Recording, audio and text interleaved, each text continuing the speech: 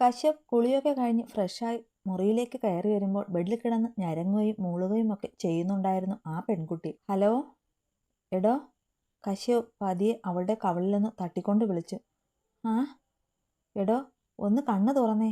മൂളിക്കൊണ്ട് കണ്ണുകൾ വലിച്ചു തുറക്കാൻ നോക്കുന്നവളെ കണ്ട് കശ്യപ് വീണ്ടും വിളിച്ചു. പക്ഷേ എത്രയൊക്കെ ശ്രമിച്ചിട്ടും അവൾക്ക് കണ്ണുകൾ തുറക്കാൻ കഴിയുന്നില്ലെന്ന് മനസ്സിലായതും അവൻ ജഗ്ഗിലുണ്ടായിരുന്ന വെള്ളമെടുത്ത് അവളുടെ മുഖത്തേക്ക് കുടഞ്ഞു. ആ എന്നെ ഒന്ന് ചെയ്യല്ലേ. ഒരു ഞെട്ടലോടെ കണ്ണുകൾ തുറന്ന ആ പെണ്ണ് ഏതോ ഓർമ്മയിൽ കൈകൾ കൂപ്പിക്കൊണ്ട് വിതുമ്പി. ഏയ് എടോ, താനിങ്ങനെ പേടിക്കണ്ട. ഇവിടെ തന്നെ ഉപദ്രവിക്കാൻ ആരും വരില്ല. എൻ്റെ മുഖത്തേക്ക് നോക്കിയേ. ഇത്ര വേഗം എന്നെ മറന്നോ? കശ്യപ് പറഞ്ഞത് കേട്ടതും പൂർണ്ണമായി ഭയം വിട്ടകുന്നില്ലെങ്കിലും അവൾ പതിയെ അവൻ്റെ മുഖത്തേക്ക് ഉറ്റുനോക്കി. ഒട്ടൊരു നേരത്തെ ശ്രമത്തിനൊടുവിൽ കുറച്ചു മണിക്കൂറുകൾക്ക് മുമ്പ് സംഭവിച്ച കാര്യങ്ങളും ഒരു ദേവദൂതനെ പോലെ കശ്യപ് മുന്നിലേക്ക് വന്നതും അവൾ സാവധാനം ഓർത്തെടുത്തു. സാർ, ഞാൻ പേടിക്കണ്ട, ഇതെന്റെ ഫ്ലാറ്റാ. അവൾ ഭയത്തോടെ ചുറ്റും നോക്കുന്നത് കണ്ട് ആശ്വസിപ്പിക്കാനെന്ന വണ്ണം കശ്യപ് പറഞ്ഞു. ഒരു നിമിഷം രക്ഷപ്പെട്ടതിൽ ആശ്വാസം തോന്നിയെങ്കിലും അവിടെ താനും മുന്നിലിരിക്കുന്ന അപരിചിതനായവനും മാത്രമേ ഉള്ളൂ എന്ന തിരിച്ചറിവിൽ ഒരു ദുരന്തത്തിൽ നിന്നും മറ്റൊന്നിലേക്കാണോ താൻ വന്നു പെട്ടിരിക്കുന്നതെന്നും അവൾ ചിന്തിക്കാതിരുന്നില്ല. അവളുടെ മുഖഭാവത്തിൽ നിന്ന് തന്നെ അവളുടെ ഉള്ളിലെ ചിന്ത എന്താകുമെന്ന് മനസ്സിലായ കശ്യപ് പതിയെ പുഞ്ചിരിച്ചു. താൻ പേടിക്കണ്ടടോ. താൻ പേടിക്കുന്നത് പോലുള്ള ഒരു ഉദ്ദേശവും എനിക്കില്ല. ആ അവസ്ഥയിൽ ബോധം കെട്ട് വീണ തന്നെ ആ പെരുവഴിയിൽ ഉപേക്ഷിച്ചു പോരാൻ പറ്റാത്തത് കൊണ്ട് മാത്രമാണ് ഇവിടേക്ക് കൊണ്ടുവന്നത്. അതുകൊണ്ട് താൻ ഒന്നുകൊണ്ടും പേടിക്കണ്ട. താനൊന്ന് ഓക്കെയായ എവിടേക്കാ പോകേണ്ടതെന്ന് പറഞ്ഞാൽ ഞാൻ തന്നെ കൊണ്ടുചെന്നാക്കിത്തരാം. കശ്യപ് പുഞ്ചിരിയോടെ പറഞ്ഞത് കേട്ടതും അവളുടെ മുഖത്ത് ആശ്വാസം പടർന്നു. അതൊക്കെ പോട്ടെ, തൻ്റെ പേരെന്താ? എന്തായിരുന്നു അവരുമായുള്ള പ്രശ്നം? അവൻ്റെ ചോദ്യം കേട്ട് ആ പെൺകുട്ടി ദീർഘമായെന്ന് നിശ്വസിച്ചു. പിന്നെ പതിയെ പറഞ്ഞു തുടങ്ങി. അത്, എൻ്റെ പേര് മീര. ഞാനിവിടെ NR അസോസിയേറ്റ്സിലാണ് വർക്ക് ചെയ്യുന്നത്. ജോയിൻ ചെയ്തിട്ട് 1 മാസമേ ആയിട്ടുള്ളൂ. ജോലിക്ക് കയറിയ അന്നു മുതൽ കമ്പനി MDയുടെ എന്നോടുള്ള പെരുമാറ്റം ശരിയല്ലെന്ന് എനിക്ക് മനസ്സിലായിരുന്നു. അതുകൊണ്ട് തന്നെ അയാളോട് വളരെ ശ്രദ്ധയോടെയായിരുന്നു ഞാൻ നിന്നത്. എങ്കിലും പല രീതിയിൽ അയാളുടെ ആവശ്യം എന്നെ അറിയിച്ചു. ഞാനത് നിരസിച്ചതോടെ അയാൾക്ക് എന്നോട് ഒരുതരം പകയോടെയായിരുന്നു പെരുമാറിയത്. ഇന്ന് ഓവർ ടൈം ഡ്യൂട്ടി തന്ന് എന്നെ ഓഫീസിൽ കുടുക്കിയതാണെന്ന് ഞാൻ മനസ്സിലാക്കാൻ അല്പം വൈകിപ്പോയി. അപ്പോഴേക്കും ഞാൻ അയാളുടെ പിടിയിലായി കഴിഞ്ഞിരുന്നു. പക്ഷേ അവസാന നിമിഷം ഞാൻ അയാളെ തള്ളിയിട്ടിട്ട് ഇറങ്ങി ഓടി. പുറത്തേക്ക് ഇറങ്ങിയപ്പോൾ രക്ഷപ്പെട്ടെന്നാണ് ഞാൻ കരുതിയത്. പക്ഷേ അപ്പോഴേക്കും അയാളുടെ കിങ്കരന്മാർ എൻ്റെ പിന്നാലെ കൂടിയിരുന്നു. മാനം രക്ഷിക്കാനുള്ള ആ ഓട്ടത്തിനിടയ്ക്കാണ് ഞാൻ സാറിൻ്റെ മുന്നിലെത്തിയത്. ഒറ്റ ശ്വാസത്തിൽ ചുരുങ്ങിയ വാക്കുകളിൽ നടന്ന കാര്യങ്ങളൊക്കെ പറഞ്ഞ് അവസാനിപ്പിച്ചിട്ട് മീര കശ്യപിനെ നോക്കി. കഴിഞ്ഞത് കഴിഞ്ഞു. ഇവിടെ വന്ന് ആരും തന്നെ ഉപദ്രവിക്കില്ല. ആ ഉറപ്പ് തനിക്ക് ഞാൻ തരാം. അല്ല, ഇനി എന്താ തൻ്റെ പ്ലാൻ? കശ്യപിൻ്റെ ചോദ്യമായിരുന്നു അതേക്കുറിച്ച് ചിന്തിക്കാൻ മീരയെയും പ്രേരിപ്പിച്ചത്. ജോലി നഷ്ടപ്പെട്ടാൽ മുന്നോട്ടുള്ള ജീവിതം ഒരു ചോദ്യചിഹ്നമാണല്ലോ എന്നവൾ വേദനയോടെ ഓർത്തു. എനിക്കറിയില്ല സാർ. എന്തായാലും ഇനി ഞാനവിടേക്ക് പോകില്ല. വീണ്ടും എന്നെ നിരഞ്ജൻ്റെ കയ്യിൽ കിട്ടിയാൽ അയാൾ നാളെയൊന്ന് കാണാൻ ഞാനുണ്ടാവില്ല. അതുകൊണ്ട് ഇനി ആ ജോലിക്ക് പോകുന്നില്ല. പക്ഷേ ഈ നഗരത്തിൽ പിടിച്ചു നിൽക്കാൻ ഒരു ജോലി ഇല്ലാതെ പറ്റുകയുമില്ല. അതുകൊണ്ട് വേറെ എവിടെയെങ്കിലും നോക്കണം. മീര പറഞ്ഞത് കേട്ടിരിക്കുമ്പോൾ കശ്യപിൻ്റെ മനസ്സിൽ പല കണക്കുകൂട്ടലുകളും നടന്നുകൊണ്ടിരിക്കുകയായിരുന്നു.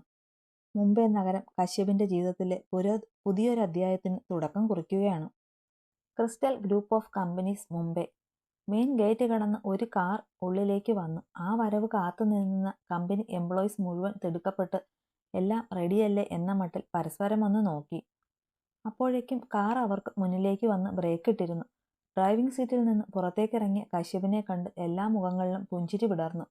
Welcome sir, I am Sudhir. കൂട്ടത്തിൽ നിന്ന് ഒരു ചെറുപ്പക്കാരൻ മുന്നോട്ട് ചെന്ന് ഒരു ബൊക്കെ അവന് നീട്ടിക്കൊണ്ട് പറഞ്ഞു. Thank you. കശ്യപ് പുഞ്ചിരിയോടെ അയാൾക്ക് ഷേക്ക് ഹാൻഡ് നൽകി. വരൂ സാർ. 1 മിനിറ്റ് സുധീർ. മീര. കാറിൻ്റെ മറുവശത്തേക്ക് നോക്കിക്കൊണ്ട് അവൻ വിളിച്ചതും ഡോർ തുറന്ന് മീര പുറത്തേക്കിറങ്ങി. ഒരു സ്കിൻ ഫിറ്റ് ജീൻസും അതിന് മാച്ചിങ് ആയിട്ടുള്ള ടോപ്പുമായിരുന്നു അവളുടെ വേഷം. സ്മൂത്ത് ചെയ്ത മുടി ഫ്രീ ആയി ഇട്ടിരുന്നു. ചുണ്ടിലെ ലിപ്സ്റ്റിക് ഒഴിച്ചാൽ മുഖത്ത് ചമയങ്ങളൊന്നും ഉണ്ടായിരുന്നില്ല. മനോഹരമായി പുഞ്ചിരിച്ചുകൊണ്ട് അവൾ നടന്നു വന്ന് കശ്യപിൻ്റെ അരികിൽ നിന്നു. അവരിരുവരെയും ഒരുമിച്ച് കണ്ടപ്പോൾ എന്താ ഇതിൻ്റെയൊക്കെ അർത്ഥമെന്ന ഭാവത്തിൽ പരസ്പരം നോക്കി നിൽക്കുകയായിരുന്നു സ്റ്റാഫുകളെല്ലാം. അവരുടെ എല്ലാം മുഖഭാവം കണ്ടെങ്കിലും അത് ശ്രദ്ധിക്കാത്തതുപോലെ കശ്യപ് സുധീറിന്റെ നേർക്ക് തിരിഞ്ഞു. സുധീർ, ഇത് മീര, എൻ്റെ പേഴ്സണൽ അസിസ്റ്റൻ്റാണ്. മീരയെ അപ്പോയിൻമെൻറ്റ് ചെയ്യാൻ വേണ്ട കാര്യങ്ങളൊക്കെ ഇന്ന് തന്നെ റെഡിയാക്കിയിരിക്കണം. Okay sir. മറ്റുള്ളവരെ പോലെ തന്നെ അമ്പരപ്പിലായിരുന്നുവെങ്കിലും അതവനിൽ നിന്ന് മറച്ചു വെച്ചുകൊണ്ട് സുധീർ മറുപടി നൽകി. ഓക്കെ, അപ്പോൾ എല്ലാവരെയും വഴിയെ പരിചയപ്പെടാം. തൽക്കാലം എല്ലാവർക്കും അവരവരുടെ സീറ്റിലേക്ക് പോകാം. മീര, കം. തികച്ചും ഗൗരവപൂർവ്വം അത്രയും പറഞ്ഞിട്ട് അവനകത്തേക്ക് കയറിപ്പോയി. പിന്നാലെ തന്നെ മീരയും. അതേതായാലും ഫസ്റ്റായിട്ടുണ്ട്. കമ്പനി MD അസിസ്റ്റന്റിനെയും കരുതി വരുന്നത് ഞാൻ ആദ്യം കാണുക. അവരകത്തേക്ക് പോയതും അർത്ഥം വെച്ചൊരു ചിരിയോടെ അല്പം സീനിയറായ ഒരു സ്ത്രീ പറഞ്ഞു. അത് നേരാ. എന്തൊക്കെ പറഞ്ഞാലും സിദ്ധാർത്ഥ് സാറിനെ പോലെ അത്ര നീറ്റൊന്നുമല്ല പുതിയ MD. അതെ, ജോലി സമയത്ത് ഇവിടെങ്ങനെ നിന്ന് അങ്ങേരുടെ സ്വഭാവ സർട്ടിഫിക്കറ്റ് ഉണ്ടാക്കിക്കൊണ്ട് നിന്നാൽ ഉള്ള ജോലി കൂടി പോകത്തേയുള്ളൂ. സിദ്ധാർത്ഥ് സാറിനെ പോലല്ല ഇങ്ങേരെന്ന കേട്ടറിവ്. ജോലിക്കാര്യത്തിൽ ഒരു വിട്ടുവീഴ്ചയ്ക്കും അങ്ങേര് തയ്യാറാവില്ല. സിദ്ധാർത്ഥ് സാറ് കണ്ണു പൊട്ടുന്ന ചീത്ത പറഞ്ഞാലും ഒരലിവൊക്കെയുള്ള ആളായിരുന്നു. ഇത് പക്ഷേ അതിൻ്റെ നേരെ ഓപ്പോസിറ്റാ. എന്ത് കണ്ടാലും പുള്ളി ആരെയും ഒന്നും പറയത്തൊന്നുമില്ല. പക്ഷേ ഡിസ്മിസൽ ഓർഡർ കയ്യിലിരിക്കുമെന്ന് മാത്രം. സുധീർ കാര്യങ്ങളുടെ ഒരു ഏകദേശ രൂപമെന്നവണ്ണം എല്ലാവരോടുമായി പറഞ്ഞു. എന്നാലും ഇതൊക്കെ കുറച്ച് ഓവറല്ലേ? ഇവിടെ എക്സ്പീരിയൻസ്ഡ് ആയിട്ടുള്ള ആളുകൾ ഇല്ലാഞ്ഞിട്ടാണോ അങ്ങേര് അസിസ്റ്റൻ്റ് ആക്കാൻ ആളെയും കൊണ്ട് വന്നത്? ഇന്ന് കയറി വന്നൊരു പെണ്ണ് നേരെ MDയുടെ അസിസ്റ്റൻ്റ് പോസ്റ്റിലേക്ക് കയറുക, നമ്മളെയൊക്കെ ഭരിക്കുക എന്നൊക്കെ വെച്ചാൽ, ആ, ജോലി വേണമെങ്കിൽ ഇതൊക്കെ അംഗീകരിച്ചേ പറ്റൂ. ഇതിലൊന്നും സിദ്ധാർത്ഥ് സാറിന് പോലും ഒന്നും ചെയ്യാൻ പറ്റില്ല. അങ്ങേരുടെ കമ്പനി, അങ്ങേരുടെ തീരുമാനങ്ങൾ, അതൊക്കെ എതിർക്കാൻ ഇവിടുത്തെ ശമ്പളക്കാർ മാത്രമായ നമ്മളൊക്കെ ആരാ? ആ, അതൊക്കെ പോട്ടെ. എല്ലാവരും ചെന്ന് അവരവരുടെ ജോലി നോക്ക്. ജോലി സമയത്തിന് ഇവിടെ കൂടി നിന്ന് ആവശ്യമില്ലാത്ത പ്രശ്നങ്ങൾ ഉണ്ടാക്കാൻ നിൽക്കണ്ട. ഒരു താക്കീത് പോലെ പറഞ്ഞിട്ട് സുധീർ അകത്തേക്ക് നടന്നു. അവൻ്റെ പിന്നാലെ പരസ്പരം പിറുപിറുത്തുകൊണ്ട് മറ്റുള്ളവരും. ഓഫീസിലെ ചെയറിൽ പിന്നിലേക്ക് ചാരിയിട്ടിരിക്കുകയായിരുന്നു നിരഞ്ജൻ. കയ്യിൽ എരിഞ്ഞു തീറായ സിഗരറ്റ് പോലും ശ്രദ്ധിക്കാതെ അവനെന്തോ ഓർത്തുകൊണ്ടിരിക്കുകയായിരുന്നു. ഉള്ളിലെ ദേഷ്യവും എടുത്തു കാണിക്കും പോലെ അവൻ്റെ ചെന്നിയിലെ ഞരമ്പുകൾ പിടഞ്ഞുകൊണ്ടേയിരുന്നു. അതേസമയം തന്നെയായിരുന്നു വാതിൽ ആരോ തട്ടിയത്. Yes, come in. നിരഞ്ജന്റെ അനുവാദം കിട്ടിയതും ഒരു ചെറുപ്പക്കാരൻ അകത്തേക്ക് കയറി വന്നു. എന്തായി? പറഞ്ഞ കാര്യം അന്വേഷിച്ചോ? Yes sir. പേര് കശ്യപ് മഹാദേവ്, ക്രിസ്റ്റൽ ഗ്രൂപ്പിന്റെ MD ആണ്. ഇന്ന് ചാർജ് എടുത്തിട്ടേയുള്ളൂ. വന്നവൻ പറഞ്ഞത് കേട്ട് നിരഞ്ജന്റെ കണ്ണുകളൊന്ന് കുറുകി. നമ്മൾ നേരത്തെ ഒരു പ്രോജക്റ്റിന് വേണ്ടി അവരെ അപ്രോച്ച് ചെയ്തപ്പോൾ MD മറ്റാരോ ആണെന്നാണല്ലോ പറഞ്ഞത്? അതെ സാർ, സിദ്ധാർത്ഥ് ശ്രീനിവാസ്. പക്ഷേ പുള്ളിക്കാരൻ ഇവിടുത്തെ ബ്രാഞ്ചിന്റെ മേൽനോട്ടക്കാരൻ മാത്രമായിരുന്നു. ഓണർ കശ്യപാണ്. ഇവിടേക്ക് വരും മുന്നേ നാട്ടിലായിരുന്നു. ഇപ്പോൾ എന്തോ കാര്യത്തിന് രണ്ടുപേരും അങ്ങോട്ടും ഇങ്ങോട്ടും മാറിയതാണ്. ഓക്കെ. മീരയെക്കുറിച്ച് എന്തെങ്കിലും വിവരം കിട്ടിയോ? ഇല്ല സാർ, ഇതുവരെ ആ കുട്ടിയെക്കുറിച്ചൊന്നും അറിയാൻ കഴിഞ്ഞിട്ടില്ല. ഓക്കെ. ഇനിയുള്ള ഓരോ നിമിഷവും കശ്യപ് മഹാദേവിന്റെ പിന്നാലെ നമ്മുടെ ആളുകളുടെ കണ്ണ് ഉണ്ടാവണം. അവൻ എവിടെ പോകുന്നു, എന്തിനു പോകുന്നു, അവന് വേണ്ടപ്പെട്ടതായിട്ട് എന്തൊക്കെയുണ്ട്, അങ്ങനെ അവനെക്കുറിച്ചുള്ള സർവ്വ ഡീറ്റെയിൽസും കളക്ട് ചെയ്തിരിക്കണം. പിന്നെ മീര, അവളെ എവിടെ വെച്ച് കണ്ടാലും പൊക്കിക്കോ. എനിക്ക് വേണം അവളെ. ഈ ജീവിതകാലം മുഴുവൻ എന്നോട് അവളുണ്ടാകണം. ശരി സാർ. അയാൾ പുറത്തേക്ക് പോയത് നിരഞ്ജൻ വീണ്ടും ചെയറിലേക്ക് ചാരി. എന്റെ വഴി മുടക്കാൻ വരാൻ തോന്നിയ നിമിഷമാണ് കശ്യപ് നിന്റെ ജീവിതത്തിലെ ഏറ്റവും മോശമായ നേരം. ആ തെറ്റിനുള്ള ശിക്ഷ നീ അനുഭവിച്ചേ മതിയാകൂ. ഞാൻ മോഹിച്ചവളെയും കൊണ്ട് ചുമ്മാതങ്ങ് പോകാമെന്ന് കരുതിയോ നീ? ഇല്ല കശ്യപ്, നീ അതിന് വലിയ വില കൊടുക്കേണ്ടി വരും. നിനക്ക് സ്വന്തമായതെല്ലാം ഈ നിരഞ്ജന്റെ കാൽച്ചുവട്ടിൽ ഞെരിഞ്ഞമരാൻ പോകുക. കാത്തിരുന്നോ നീ? അവനൊരു ചെകുത്താന്റെ ഭാവത്തിൽ മുരണ്ടു. അതേസമയം തന്നെയായിരുന്നു മീരയുടെ മുഖം അവന്റെ ഓർമ്മകളിലേക്ക് ഓടിയെത്തിയത്. മീര, എന്തിനാടി എന്നിൽ നിന്ന് ഒളിച്ചോടിയത്? അതും അവന്റെ ഒപ്പം. നിന്നെ ഞാൻ അങ്ങനെയൊന്നും എന്നിൽ നിന്നും അകന്നു പോകാൻ സമ്മതിക്കില്ലടി. എന്താണെന്നറിയാമോ? ഈ നിരഞ്ജൻ എല്ലാ രീതിയിലും അത്രമേൽ മോഹിച്ച പെണ്ണാ നീ. നിന്നോടുള്ള എന്റെ കൊതി ഈ ജന്മം അവസാനിക്കില്ലടി. നീ എന്ന പെണ്ണിനെ എനിക്ക് ആവോളം ഒത്തിക്കുടിക്കണം. എനിക്ക് മാത്രമായി സമർപ്പിക്കപ്പെടണം. അതെന്റെ വാശിയാണ്. അത് നടന്നില്ലെങ്കിൽ നിരഞ്ജൻ പിന്നൊരു ഭ്രാന്തനാ മീര. എന്നിൽ നിന്ന് രക്ഷപ്പെടാൻ നീ കൂട്ടുപിടിച്ചതല്ലേ കശ്യപ് മഹാദേവിനെ? പക്ഷേ ആ തെറ്റിന് നീ ഒരുപാട് പശ്ചാത്തപിക്കും മീര. നീ കാരണം അവനെല്ലാം നഷ്ടപ്പെടാൻ പോകുക. നിന്നെ രക്ഷിച്ചതിന് പകരമായി അവന്റെ ജീവനും ജീവിതവുമെല്ലാം ഞാൻ തകർത്ത് കളയും. അതുകൊണ്ട് നീ അലറിക്കരയും. പിന്നീട് ഈ നിരഞ്ജനപ്പുറം ആരുടെ സഹായവും പറ്റാൻ നീ രണ്ടാമതൊന്നുകൂടി ചിന്തിക്കും. നിന്നെ ആ അവസ്ഥയിലെത്തിക്കാൻ വേണ്ടി മാത്രം ആ കശ്യപിനെ ഞാൻ എൻ്റെ കാൽച്ചുവട്ടിലിട്ട് ചവിട്ടി മെതിക്കും. നോക്കിക്കോ നീ. തീർത്തും സമനില തെറ്റിയവനെ പോലെ വല്ലാത്തൊരു ഭാവത്തിൽ അവൻ അലറി. മുന്നിലിരുന്ന ടേബിൾ അവൻ്റെ ഒരു ചവിട്ടിന് ചിന്ന ഭിന്നമായി വീണു. ഗ്ലാസ് ഡോറുകൾ തകർന്നു വീണു. മീര! അവൻ്റെ ആ അലർച്ചയിൽ ഓഫീസ് ഒന്നാകെ നടുങ്ങി വിറച്ചു. കശ്യപ് മഹാദേവ് എന്ന നെയിം ബോർഡ് വെച്ച ക്യാബിനിലേക്ക് അവൻ്റെ ഒപ്പം കയറുമ്പോഴും അവിടെയുള്ളവരുടെ അർത്ഥം വെച്ചുള്ള നോട്ടവും സംസാരവുമെല്ലാം മീരയിൽ വല്ലാത്തൊരു അസ്വസ്ഥത നിറച്ചിരുന്നു. തൻ്റെ സീറ്റിലേക്കിരുന്ന് ലാപ്ടോപ്പ് ഓൺ ചെയ്യാൻ തുടങ്ങുമ്പോഴായിരുന്നു കശ്യപ് അത് ശ്രദ്ധിച്ചത്. താനെന്താടോ ഇങ്ങനെ മൂഡൌട്ടായിട്ടിരിക്കുന്നത്? അത് പിന്നെ സാർ, ഇവിടെയുള്ളവരൊക്കെ എന്താവും കരുതിയിട്ടുണ്ടാവുക എന്നോർത്തിട്ട് എനിക്ക് ആകെ ഒരു വല്ലായ്മ തോന്നുന്നു. അത് മാത്രമല്ല നിരഞ്ജൻ, അയാളിപ്പോൾ ഭ്രാന്ത് പിടിച്ചതുപോലെ എന്നെ തിരഞ്ഞ് നടക്കുകയായിരിക്കും. അവൾ ടെൻഷനോടെ പറഞ്ഞത് കേട്ട് അവനൊന്ന് പുഞ്ചിരിച്ചു. നിരഞ്ജന്റെ കാര്യം ഓർമ്മയുള്ളത് കൊണ്ട് തന്നെയാണ് മീര ഞാൻ തന്നെ ഇങ്ങനെ എൻ്റെ ഒപ്പം തന്നെ നിർത്തുന്നത്. അറിഞ്ഞിടത്തോളം തന്നെ പോലൊരു പെണ്ണിനെ കീഴടക്കുന്നതൊക്കെ അവനെ സംബന്ധിച്ച് നിസ്സാരമാണ്. അതുകൊണ്ടാ ഈ അവസ്ഥയിൽ തന്നെ മറ്റൊരു പോസ്റ്റിലേക്ക് പോലും മാറ്റാതെ ഞാനിങ്ങനൊരു തീരുമാനമെടുത്തത്. പിന്നെ ഇവിടുത്തെ സ്റ്റാഫുകൾ എന്ത് കരുതുമെന്ന് ഓർത്ത് താൻ ടെൻഷൻ ആവേണ്ട. അവർ ചെയ്യുന്ന ജോലിക്കുള്ള സാലറി ഞാനാ അവർക്ക് നൽകുന്നത്.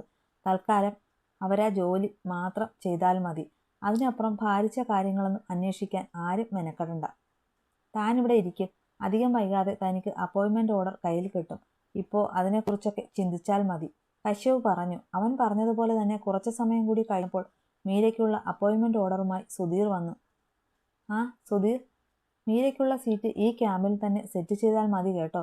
തൽക്കാലം അവളെ എങ്ങോട്ടും മാറ്റി നിർത്താൻ കഴിയില്ല. പുറത്തേക്ക് പോകാൻ തുടങ്ങിയ സുധീറിനെ വിളിച്ചു നിർത്തി കശ്യപ് പറഞ്ഞത് കേട്ട് മീരയും സുധീറും ഒരുപോലെ അമ്പരന്നു. Okay sir. സുധീർ പുറത്തേക്ക് പോയിട്ടും കശ്യപിന്റെ വാക്കുകളിൽ തന്നെ കുരുങ്ങിക്കിടക്കുകയായിരുന്നു മീര. കുറച്ചു മുമ്പ് വരെ തന്നെ ഭരിച്ചിരുന്ന ഭയത്തിന്റെ ലാഞ്ചന പോലും ഇപ്പോൾ തന്നിലില്ലല്ലോ എന്നവൾ ഓർത്തു. തനിക്കും ആശ്രയിക്കാൻ ഒരാളുണ്ടെന്ന തോന്നലിൽ അവളുടെ അധരങ്ങൾ പിടർന്നു. അപ്പോഴും അവളുടെ കണ്ണുകൾ കശ്യപിന്റെ ഓരോ ചെറുഭാവങ്ങളെയും ഒപ്പിയെടുക്കുന്ന തിരക്കിലായിരുന്നു. ക്രിസ്റ്റൽ ഗ്രൂപ്പ് ഓഫ് എംപ്ലോയി എന്ന് ഒഫീഷ്യലായി അംഗീകരിക്കപ്പെട്ടുകൊണ്ടുള്ള അപ്പോയിൻമെൻ്റ് ഓർഡർ കൈപ്പറ്റിയെങ്കിലും മുന്നോട്ടുള്ള കാര്യങ്ങൾ എങ്ങനെയായിരിക്കും എന്ന കാര്യത്തിൽ ഒരു ഉറപ്പും ഇല്ലായിരുന്നതുകൊണ്ട് തന്നെ ആകെ അസ്വസ്ഥതയോടെ ഇരിക്കുകയായിരുന്ന മീരയെ എല്ലാവരും ഒന്ന് പരിചയപ്പെടുകയൊക്കെ ചെയ്യുമ്പോൾ മൈൻഡൊക്കെ ഓക്കെ ആകുമെന്ന് പറഞ്ഞ് കശ്യപ് തന്നെയായിരുന്നു പുറത്തേക്ക് പറഞ്ഞയച്ചത്. മീര പുറത്തേക്ക് വരുമ്പോൾ ടീ ബ്രേക്ക് ആയിരുന്നതുകൊണ്ട് എല്ലാവരും അവിടെ കൂടിയിരുന്ന് സംസാരിച്ചു കൊണ്ടിരിക്കുകയായിരുന്നു. വിഷയം പുതിയ MDയും അസിസ്റ്റന്റും തന്നെയായിരുന്നു. അപ്പോഴാണ് മീരയുടെ അങ്ങോട്ടുള്ള വരവ്. ഡാ നോക്കിയേ, MDയുടെ പ്രൈവറ്റ് പ്രോപ്പർട്ടി പുറത്തേക്ക് ഇറങ്ങിയിട്ടുണ്ട്. ഒരുതരം വഷളം ചിരിയോടെ ഒരുത്തൻ പറഞ്ഞതും എല്ലാവരുടെ നോട്ടവും മീരയിലേക്ക് നീണ്ടു. എല്ലാവരിലും നിറഞ്ഞു നിന്നത് ഒരുതരം പുച്ഛമാണെന്ന് മനസ്സിലായെങ്കിലും മീര എല്ലാവർക്കുമായി ഒരു പുഞ്ചിരി സമ്മാനിച്ചുകൊണ്ട് അങ്ങോട്ട് ചെന്നു. ഹലോ, ഐ ആം ശരത്, ഇവിടുത്തെ അക്കൗണ്ട് സെക്ഷനിലാ. അവനൊരു ചിരിയോടെ അവൾക്ക് ഷേക്ക് ഹാൻഡ് നൽകിക്കൊണ്ട് പറഞ്ഞു. മീര അവളും പുഞ്ചിരിയോടെ പറഞ്ഞു. നാട്ടിൽ വെച്ച് കശ്യപ് സാറിൻ്റെ മാത്രം പ്രൈവറ്റ് പ്രോപ്പർട്ടി ആയിരുന്നോ മീര? അവളുടെ കയ്യിലെ പിടുത്തം വിടാതെ തന്നെയായിരുന്നു അവൻ്റെ ചോദ്യം. മനസ്സിലായില്ല. ഓ സോറി, പ്രൈവറ്റ് സെക്രട്ടറി എന്നാ ഉദ്ദേശിച്ചത്. മീരയുടെ കൂർപ്പിച്ചിട്ടുള്ള നോട്ടം കണ്ട് അവൻ ചിരിയോടെ പറഞ്ഞു. അതിനിപ്പോൾ നിന്നെ കുറ്റം പറയാനും പറ്റില്ലല്ലോ ശരത്തെ. ഇവരുടെ അടുപ്പവും പെരുമാറ്റവും ഒക്കെ കാണുന്ന ആരും ഒന്ന് തെറ്റിദ്ധരിച്ചു പോകും. അല്ല മീര, ഇനി നിങ്ങൾ തമ്മിൽ അങ്ങനെ വല്ലതുമുണ്ടോ? തൊട്ടരികിൽ നിന്നവൻ കൂടി പറഞ്ഞതോടെ ദേഷ്യം കൊണ്ട് കണ്ണു കാണാൻ കഴിയാത്ത അവസ്ഥയിലായി കഴിഞ്ഞിരുന്നു മീര. ദേഷ്യം കൊണ്ട് അവളുടെ മുഖം വലിഞ്ഞു മുറുകി. പക്ഷേ അവൾക്ക് ചുറ്റും നിന്നിരുന്നവർക്കൊക്കെ അതൊക്കെ ഒരു തമാശയായിട്ടായിരുന്നു തോന്നിയത്. എടാ ജിൻസ, നീ ഇതെന്തൊക്കെയാ ഈ ചോദിക്കുന്നത്? MDയും സെക്രട്ടറിയും ഒക്കെ ആകുമ്പോൾ അങ്ങനെ പല ബന്ധങ്ങളും ഉണ്ടാകും. അല്ലെങ്കിൽ തന്നെ വന്നു കയറിയ ഉടനെ നേരത്തെ MDയുടെ പേഴ്സണൽ സ്റ്റാഫ് പോസ്റ്റിൽ കയറിപ്പറ്റാൻ എന്തൊക്കെ കഷ്ടപ്പാടുകൾ സഹിച്ചു കാണും. അതൊക്കെ കമ്പനിയിലെ സാധാരണ സ്റ്റാഫുകളായ നമ്മളോട് പറയാൻ പറ്റുമോ? അല്ലേ മീരെ? Stop it. അത്രയും ആയപ്പോഴേക്ക് നിയന്ത്രണം നഷ്ടമായതുപോലെ മീരയുടെ സ്വരമുയർന്നു പോയിരുന്നു. ദേഷ്യം നിറഞ്ഞ അവളുടെ ഭാവം കണ്ടതും എല്ലാവരും പരസ്പരം നോക്കി. ഇനി അങ്ങോട്ട് ഒരുമിച്ച് ജോലി ചെയ്യേണ്ടവരല്ലേ എന്ന് കരുതി മാത്രമാണ് എല്ലാവരെയും ഒന്ന് പരിചയപ്പെടാമെന്ന് കരുതി ഞാനിങ്ങോട്ട് വന്നത്. എന്ന് കരുതി നിന്റെയൊക്കെ എല്ലില്ലാത്ത നാക്ക് എങ്ങനെ വേണമെങ്കിലും വളച്ചു കളയാമെന്ന് വിചാരിച്ചേക്കരുത്. അങ്ങനത്തെ വിചാരമൊക്കെ വരും മുന്നേ എൻ്റെ കൈക്ക് നല്ല ബലമുണ്ടെന്ന ഓർമ്മ എല്ലാവർക്കും വേണം. ഞാനും കശ്യപ സാറും തമ്മിൽ പല ബന്ധങ്ങളും കാണും. അതൊക്കെ ഇവിടെയുള്ള ആരെയും ബോധിപ്പിക്കേണ്ട കാര്യം എനിക്കില്ല. ആൻഡ് വൺ മോർ തിങ്, ഈ കമ്പനിയിലെ എക്സ്പീരിയൻസ് കൊണ്ട് നിങ്ങളെയൊക്കെ എൻ്റെ സീനിയേഴ്സ് ആയിരിക്കും. പക്ഷേ പൊസിഷൻ കൊണ്ട് ഞാൻ നിങ്ങളുടെയൊക്കെ മുകളിൽ തന്നെയാണ്. അതുകൊണ്ട് ആ ഓർമ്മയിൽ വേണം എന്നോട് സംസാരിക്കാൻ. പിന്നെ ഒന്നുകൂടി, ഇങ്ങനെയൊന്നും വേണമെന്ന് ഞാൻ കരുതിയതല്ല. പക്ഷേ സൗഹൃദപരമായ ഒരു സമീപനം നിങ്ങളിൽ ആരുടെ ഭാഗത്തു നിന്നും ഉണ്ടാവില്ല എന്നെനിക്ക് ബോധ്യമായി. അതുകൊണ്ട് ഈ പേര് വിളി ഇനി വേണ്ട. Call me madam. ഒട്ടും പ്രതീക്ഷിക്കാതെയുള്ള അവളുടെ ആ ഭാവമാറ്റത്തിൽ പകച്ചു നിൽക്കുകയായിരുന്ന സ്റ്റാഫുകളെ ഒന്നാകെ പുച്ഛത്തോടെ എന്ന് നോക്കി മീര കശ്യപിന്റെ ക്യാബിനിലേക്ക് തന്നെ നടന്നു.